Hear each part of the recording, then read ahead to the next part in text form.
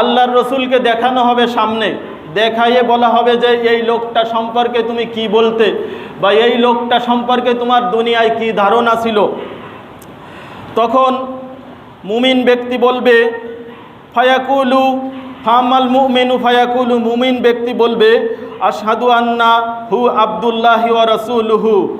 মুমিন ব্যক্তি বলবে যে এই ব্যক্তি আল্লাহর বান্দা এবং তার রসুল ছিল। আল্লাহ রাব্বুল আলামিনও যেন আমাদের এই কথাটা বলার সৌভাগ্য সেই দিন করে দেন, বলেন আমিন। এই কথাটা যে বলতে পারবে তার জন্য সারা জীবন সে সাকসেস হয়ে যাবে, তার আর কোনো জায়গায় আটকানো লাগবে না। কবরের থেকে যে পার পেয়ে যাবে, বাকি সব জায়গায় সে পার পেয়ে যাবে। কবরটাই সবচেয়ে প্রথম ঘাঁটি। এখানে এই কথাটা যে বলতে পারবে সে সারা জীবনের জন্য সাকসেস হয়ে যাবে, এবং এখান থেকেই তার জান্নাত এবং জাহান্নামের যে নমুনা সে কোথায় যাবে সে এখান থেকেই দেখা যাবে। অর্থাৎ কথা কিন্তু ওখানে রাখছি যে মাত্র পায়ের আওয়াজ সে শুনতেছে, এর ভিতরে এই সওয়াল জবাব চলে আসছে, এবং এখান থেকেই সিদ্ধান্ত হয়ে যাবে যে লোকটা জান্নাতে যাবে কি জাহান্নামে যাবে। দেখছেন ইসলামিক ওয়াজ যশোর ইউটিউব চ্যানেল। এটা আমাদের সবার সাথে ঘটবে। সবাই মনে করেন যে আমি এখন মারা গেছি, কবরে আমাকে রাখছে, আমাকে ফেরেশতারা এসে কি কি প্রশ্ন করবে, আমরা কিভাবে প্রস্তুতি নেব, সেই বিষয় কিছু সময়ের জন্য একটু নীরব থেকে মন মগজ দিয়ে শোনার চেষ্টা করুন। আল্লাহ রাব্বুল আলামিন যেন এই উত্তরগুলো আমাদের দেওয়ার তৌফিক দান করে।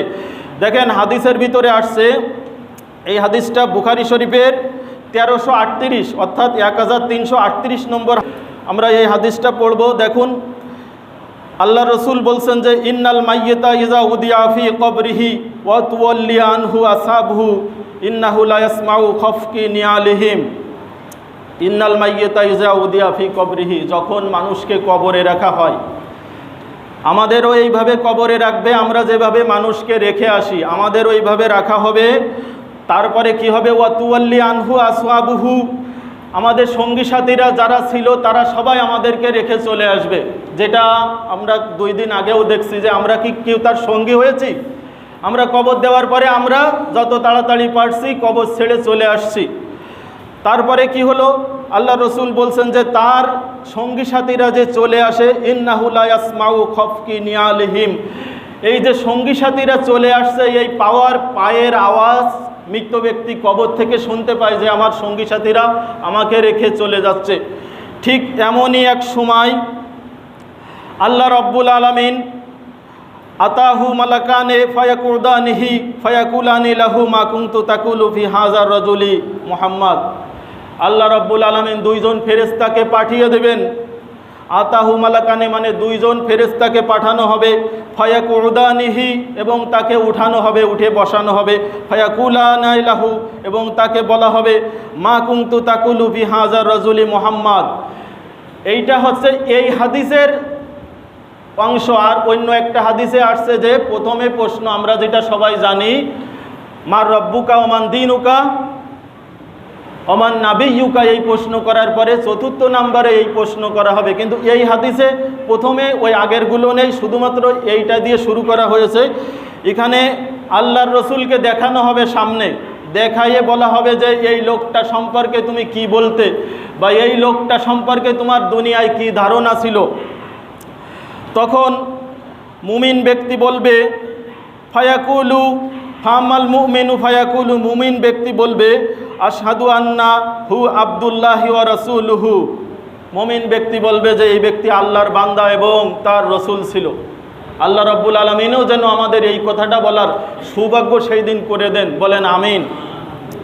এই কথাটা যে বলতে পারবে তার জন্য সারা জীবন সে সাকসেস হয়ে যাবে, তার আর কোনো জায়গায় আটকানো লাগবে না। কবরের থেকে যে পার পেয়ে যাবে, বাকি সব জায়গায় সে পার পেয়ে যাবে। কবরটাই সবচেয়ে প্রথম ঘাঁটি।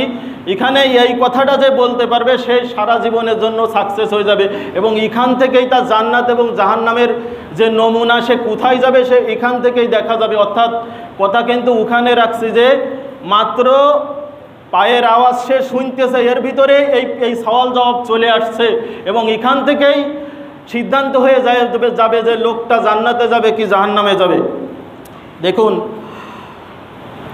ক্বালা ফায়াকুলু উনজুর ইলা মাকাদিকা মিনান নারি ফাকাদ আবদালাকাল্লাহু বিহি মাকাদান মিনাল জান্নাহ। আল্লাহ রাসূল বলছেন ফেরেশতারা বলবে যে তোমার স্থান ছিল ওই জাহান্নামে, তোমার অবস্থান হতো ওই জাহান্নামে, কিন্তু আল্লাহ তাআলা তোমাকে জান্নাত দ্বারাই তোমার জাহান্নামের স্থানটা পরিবর্তন করে জান্নাত করে দিয়েছেন। বলেন আল্লাহুম্মা আমিন, সুবহানাল্লাহ। এরকম ভাগ্য যেন আমাদের হয় আমরা যখন মৃত্যুবরণ করব। ক্বালা রাসূলুল্লাহ সাল্লাল্লাহু আলাইহি ওয়াসাল্লাম, রাসূল সাল্লাল্লাহু আলাইহি ওয়াসাল্লাম তারপরে বলেন ফায়ারাহুমা জামিয়ান, তার সামনে জান্নাত এবং জাহান্নাম উভয়কে দেখানো হবে। যে সময় তাকে বলা হবে যে আল্লাহ তাআলা তোমার অবস্থান ছিল এই জাহান্নামে, কিন্তু আল্লাহ তাআলা তোমাকে পরিবর্তন করে জান্নাতে তোমার অবস্থান তৈরি করে দিয়েছেন। এই সময় জান্নাত এবং জাহান্নামের ফুটেজ তার সামনে দেখানো হবে। সে দেখতে পারবে জান্নাত এবং জাহান্নাম কি আছে, সেখানে কি হচ্ছে। তারপরে আল্লাহ রসুল বলেন যে ওয়াম্মাল কাফির, কাফের ব্যক্তি, ওয়াল মুনাফিকু এবং মুনাফিক ব্যক্তি, ফায়াকুলানে লাহুমা কুনতু তাকুলু বিহাযার রাসূলি, তাকে যখন এই একই প্রশ্ন করা হবে যে রসুল সাল্লাল্লাহু আলাইহি সাল্লামকে সামনে দেখাইয়ে যখন বলা হবে যে এই ব্যক্তি সম্পর্কে তোমার ধারণা কি, বা দুনিয়াতে তুমি তাকে কি বলতে। রসুল সাল্লাল্লাহু আলাইহি সাল্লামের চেহারা দেখে চিনতে পাওয়া, দুনিয়াতে যারা আলেম উলামাদের সাথে সম্পর্ক রাখছে, যারা দুনিয়াতে আলেম উলামাদের চেনে, বিরোধিতা করে না, এরাই শুধুমাত্র আল্লাহর রসুলকে চিনতে পারবে। কারণ তারাও কিন্তু এই আলেম উলামাদের রসুলের ছবি কেমন দেখানো হবে, রসুলের দেখানো হবে আলেম উলামাদের যেমন আছে তারা সেই রকম আকৃতিতে তাকে দেখানো হবে। কারণ আল্লাহ রসুল নিজেই বলেছেন যে আল উলামা ওয়ারাসাতুল আম্বিয়া, নবীগণের ওয়ারেস হচ্ছে আলেম উলামারা। এখন দেখুন, যদি আপনি আলেম উলামা বিদ্বেষী হন, আপনার অবস্থান যদি আলেম বিরোধিতা, আলেম উলামাদের বিপক্ষে হয়, ওই দিন কিন্তু আপনি আল্লাহ রসুলকে চিনতে পারবেন না, এটাই স্বাভাবিক। এজন্য আমরা মুসলিম হিসেবে এমন কপাল যেন আমাদের না পড়ে যে আমাদের আলেম, আমাদের নিজেদের সন্তানদের আমরা বিরোধিতা করি আলেম হওয়ার কারণে। এই রকম কপাল যেন আমাদের কারণ না পড়লে ওই কবর থেকে আপনার জাহান্নাম শুরু হয়ে যাবে এবং কাফের এবং মুনাফিকের দলে আপনি চলে যাবেন। তখন আপনার আর কালেমাও নসিব হবে না, আর এই সাক্ষ্য আল্লাহ তাআলার কাছে দিতে পারবেন না। তখন এই কাফের এবং মুনাফিক ব্যক্তি যখন একই কথা বলবে, তখন তার সামনে সে উত্তর দেবে ফায়াকুলু লা আদরি, আমি জানি না, আমি কিছুই জানি না।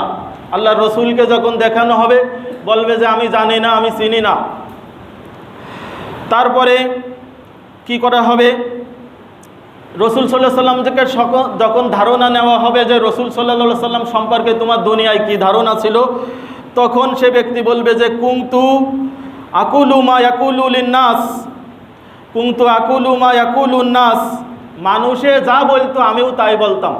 দেখেন উত্তরের ধরন দেখেন, মানুষে যা বলতো আমিও তাই বলতাম। যে আল্লাহর রসুল ইনি আমার রসুল, এই কথাটা তার মুখ দিয়ে আসবে না, কারণ দুনিয়ায় যা করেছে এই কথাটা তার মুখে আসবে না। এই জন্য এখনই আমাদের সতর্ক হওয়ার সর্বোচ্চ সময়। ফায়াকুলানে লাহু লা দারাইতা ওয়ালা তালাইতা, তখন ফেরেশতারা বলবে যে তুমি জানোনি এবং শেখোনি। অর্থাৎ ফেরেশতারা বলবে তুমি জানোনি এই বিষয়টা এবং শেখারও কোনোদিন চেষ্টা করোনি, তা তুমি কিভাবে পারবা। তারপরে কি হবে, সুম্মা ইউদরাবু মিন হাদিদিন বাইনা উজনাইহি, সুম্মা ইউদরাবু বি মাতারিকি মিন হাদিদিন বাইনা উজনাইহি, এই ফেরেশতা দুইজন এবার কানের মাঝখানে, দুই কানের ঠিক মাঝ বরাবর হাঁটুর এই মুগুর দিয়ে মারা শুরু করবে, লোহার মুগুর দিয়ে মারা শুরু করবে। এবং এই মারার পরে মৃত্যু ব্যক্তি এমন চিৎকার করবে যে, এখানে হাদিসের ভিতরে আল্লাহ রসুল বলছেন যে ফায়াসিহু সাহাতান ইয়াসমাউহা মান আলাইহা ইল্লা সাকালাইন। আল্লাহ রসুল বলছেন যে দুনিয়ার সকল জীবজন্তু তার এই চিৎকারের আওয়াজ, তার এই মারির আওয়াজ শুনতে পারবে, শুধুমাত্র জিন এবং মানুষ ছাড়া সকলে তার এই মারির আওয়াজ, তার এই যে আযাব হবে এইটা শুনতে পাবে, শুধুমাত্র মানুষরা এটা শুনতে পাবে না। এই জন্য মানুষরা যদি এই আযাবের কথা শুনতে পেত, তাহলে আর কোনোদিন আমাদের দ্বারা সংসার করা আমাদের কপালে আর থাকতো না। আমরা তখন কি করতাম, যে এই অবস্থা যদি আমারও হয়, এই কারণে সাথে সাথে আমরা ভালো হয়ে যেতাম। হিদায়েত আল্লাহ রব্বুল আলমিনের হাতে। এই হাদিস শোনার পরে আল্লাহ রব্বুল আলমিন, যদি আল্লাহ রব্বুল আলমিন আপনাদের কপালে হিদায়েত রাখেন, আমরা যদি কিছু মানুষও সতর্ক হওয়ার চেষ্টা করি, হিদায়াত গ্রহণ করি, তাহলে আমাদের এই হাদিস বলা এটা আমাদের সার্থক। আল্লাহ রাব্বুল আলামিন যেন আমাদের ভিতরে সবাইকে হিদায়াত দান করেন। দেখুন, হিদায়াত সম্পূর্ণ আল্লাহর হাতে। কেউ কাউকে জোর করে বা দাওয়াত দিয়ে হিদায়াত গ্রহণ করাতে পারবে না। যে আয়াতের কথা আমরা বলছিলাম সেই সূরা তাওবার ভিতরেই আছে যে রসুল সাল্লাল্লাহু আলাইহি সাল্লামের চাচা আবু তালেব, উনি রসুল সাল্লাল্লাহু আলাইহি সাল্লামকে সবচেয়ে বেশি আদর যত্ন করতেন এবং কাফেরেরা তাকে আক্রমণ করতে আসলে ওই আবু তালেবও নেতা ছিল আবু জেহেলের মতো। আবু জেহেলের যেমন ভয় পেত মানুষ, আবু তালেবকেও ওইভাবে ভয় পেত। ওই আবু তালেব বেঁচে থাকা পর্যন্ত রসুল সাল্লাল্লাহু আলাইহি সাল্লামের গায়ে কোনোদিন কেউ টাচ করতে সাহস পায়নি। আবু তালেব মরার পরে রসুল সাল্লাল্লাহু আলাইহি সাল্লামের পরে বিভিন্ন ধরনের নির্যাতন হয়েছে। এইরকম আদর যত্ন করতো। ঠিক আবু তালেব মরার সময় এসে আল্লাহর রসুল সাল্লাল্লাহু আলাইহি সাল্লাম তার সামনে দাঁড়িয়ে তার পাশে বসে আবু তালেবের জন্য আল্লাহর কাছে দোয়া করতেছেন এবং আবু তালেবকে কালেমা পড়ার জন্য বলছেন। এবং রসুল সাল্লাল্লাহু আলাইহি সাল্লাম এতটুকু বলছেন যে আপনাকে মুহাম্মাদুর রাসূলুল্লাহ বলা লাগবে না, শুধুমাত্র লা ইলাহা ইল্লাল্লাহ এতটুকু মানেন, এতটুকু অন্তত বলেন। আমি আল্লাহর রসুল এটা না বললেও হবে, আমি এটা বুঝে নেব।